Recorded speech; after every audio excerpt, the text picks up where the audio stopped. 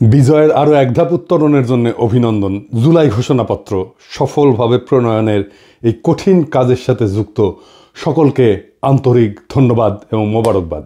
এই গুরুত্বপূর্ণ অবদানের জন্য আপনাদের কাছে বাংলাদেশ কৃতজ্ঞ থাকবে। তবে এই ঘোষণাপত্রে কি জাতির আকাঙ্ক্ষা পূর্ণ করতে পারছে? না, পারে নাই। এই ঘোষণাপত্র আরও সর্বাঙ্গ সুন্দর হইতে পারত যদি কিছু সীমাবদ্ধতা দূর করতে পারত। এটা হয় নাই সম্ভবত দুইটা কারণে।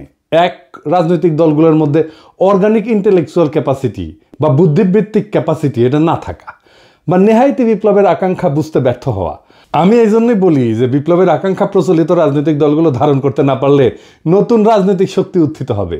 আসেন এখন আমার মতে এই ঘোষণাপত্রে 5টা প্রধান সীমাবদ্ধতা নিয়ে আলাপ করি। অনেকেই অনেক বিষয় নিয়ে আলাপ করতেছেন, সবগুলোই ভ্যালিড। আমি সেই আলাপগুলো আবার নতুন করে আমার আলাপের মধ্যে ঢুকায় আমার আলাপের কলেবর বাড়াইতে চাই না। তবে যে আলাপগুলো এখনো জনপরিসরে আসে নাই সেগুলো নিয়েই আজকের আলাপ করব। আসেন আল্লাহর নামে শুরু করি। ঘোষণাপত্রে উপনিবেশিক শক্তির বিরুদ্ধে দীর্ঘ লড়াই সংগ্রামের কথা বলা হয়েছে, কিন্তু ব্রিটিশ উপনিবেশিক শাসনের বিরুদ্ধে এই অঞ্চলের মানুষের লড়াইয়ের ধরন কেমনে হয়েছে, এই লড়াইটা, তার কর্তা সত্তা এবং রাষ্ট্র বাসনার যে অর্জন 1947 সালে পূর্ব পাকিস্তানের স্বাধীনতা প্রাপ্তির কথা এই ঘোষণাপত্রে উল্লেখ নাই। সত্য উচ্চারণে এরকম হীনমন্যতা, পূর্বপুরুষের বীরত্বপূর্ণ অবদানকে এড়ায় যাওয়া, তাদের মহান আত্মত্যাগের স্মৃতি অনুচ্চারিত রাখাটা ঘুরে ফিরে ওই একই বাঙালি জাতীয়তাবাদী বয়ানের রেখে যাওয়া, স্থির করে দেওয়া বিন্দু থেকে আমাদের ইতিহাসকে দেখার পাঠ করার যে অলাথ চক্র তার মধ্যে আটকায় গেল। তার মানে আওয়ামী লীগের ইতিহাস যেরকম 52 সাল থেকে শুরু হয়, ঠিক একই জায়গা থেকে ওনাদের ঘোষণাপত্রের ইতিহাস শুরু হইল। এখানে দুইটা রাজনৈতিক টার্ম আমাদের একটু বুঝতে হবে। কর্তা সত্তা, ইংরেজিতে বলে এজেন্সি, কি সেটা? আমরা আগে দেখতাম যে রাজনৈতিক দলগুলো রাজনৈতিক লড়াই করে, তাদের কর্মীরা করে। 2024-এ কোনো রাজনৈতিক দল লড়াই সংগঠিত করছে, নেতৃত্ব দিছে? নেয় নাই। জনতাই রাজনৈতিক লড়াইয়ের নির্মাতা হয়েছেন। এটাই কর্তা সত্তা, এজেন্সি, নিজের ভাগ্যের নিয়ন্তা নিজেই হয়ে ওঠা। 2024 সালের বর্ষা বিপ্লব আমাদের দেখাইছে যে সাধারণ মানুষ চাইলে নিষ্ক্রিয় দর্শক বা শাসিত প্রজাতিকা দেশের রাজনীতির সবচেয়ে বড় খেলোয়াড় বা সক্রিয় কর্তা হয়ে উঠতে পারে। যখন জনগণ নিজের শক্তি সম্পর্কে সচেতন হয় এবং সেই শক্তি প্রয়োগ করার জন্য ঐক্যবদ্ধ হয়ে মাঠে নামে, তখনই জন্ম নেয় সত্যিকারের রাজনৈতিক কর্তা সত্তা, যেটা হয়েছে 2024 সালে। তো এই রাজনৈতিক কর্তা সত্তা জনগণের থাকায় লাভ কি, না থাকলে ক্ষতি কি? জনগণের রাজনৈতিক কর্তা সত্তা বা এজেন্সি একটা দেশের জন্য খুবই গুরুত্বপূর্ণ।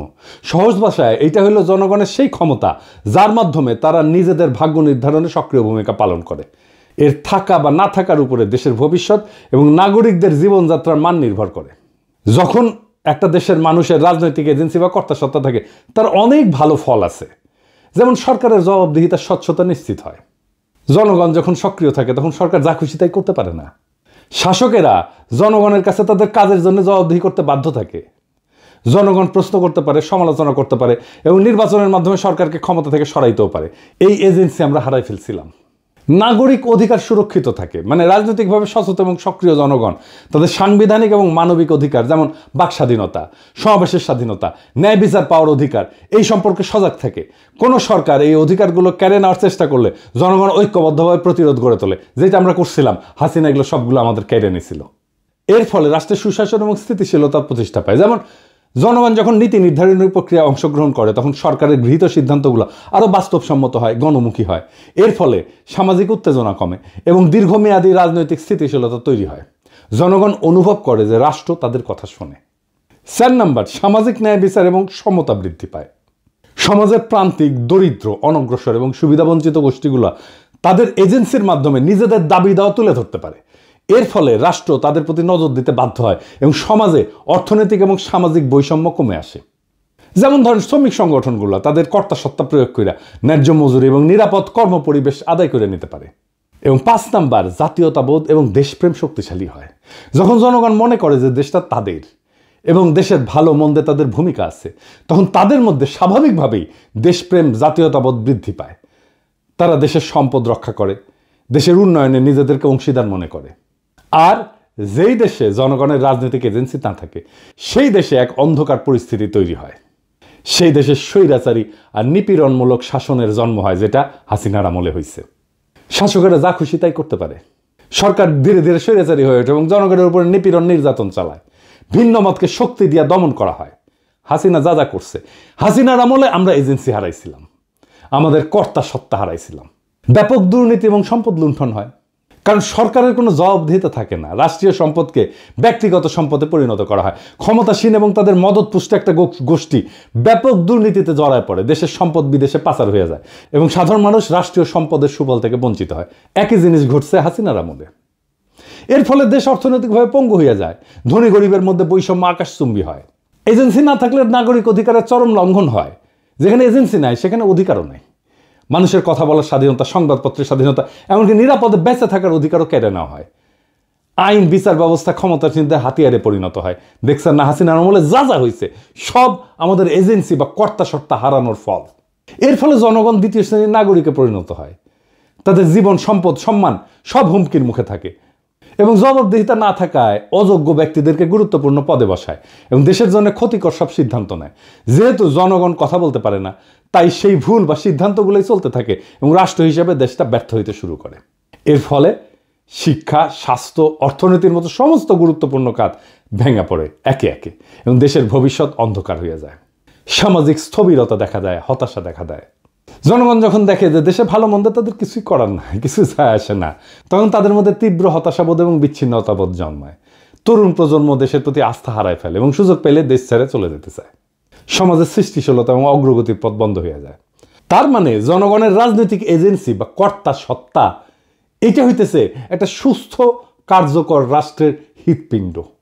এটা থাকলে রাষ্ট্র জনগণের শক্তিতে বলীয়ান হয়, আর না থাকলে সেই রাষ্ট্র একটা অন্তঃসার শূন্য কাঠামোতে পরিণত হয়, যে কোনো সময় যেটা ভেঙে পড়তে পারে।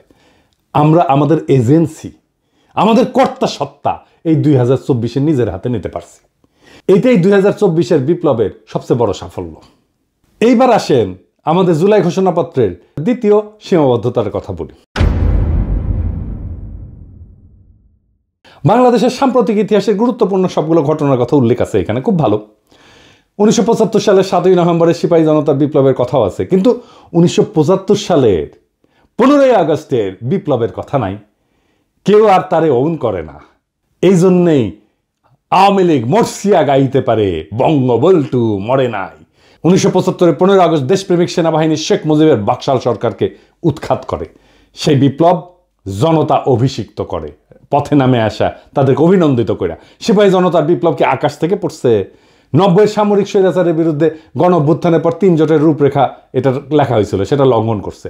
বিজয়ী দলসমূহের মধ্যে রাজনৈতিক সমঝোতা ভঙ্গ, জন আকাঙ্ক্ষা পূরণের যে ব্যর্থতা এবং পরবর্তীতে সেই অভ্যুত্থানের অঙ্গীকার ধারণ করতে না পারার কারণে পর্যায়ক্রমে বাংলাদেশ রাষ্ট্রের অগণতান্ত্রিক চরিত্র ধারণের অশুভ পরিণতির উল্লেখ এই জুলাই ঘোষণাপত্রে নাই। তত্ত্বাবধায়ক সরকার ব্যবস্থা ধ্বংস করার বিষয়ে উল্লেখ নাই। কেন, কিভাবে এই ফাংশনিং ব্যবস্থাটা ধ্বংস হইল সেটার কোনো উল্লেখ আছে? নাই। তবে একই ঘটনা আবার ঘটলে আমি সেটাকে কিভাবে বাধা দেব? এবার আসেন 3 নম্বর সীমাবদ্ধতা।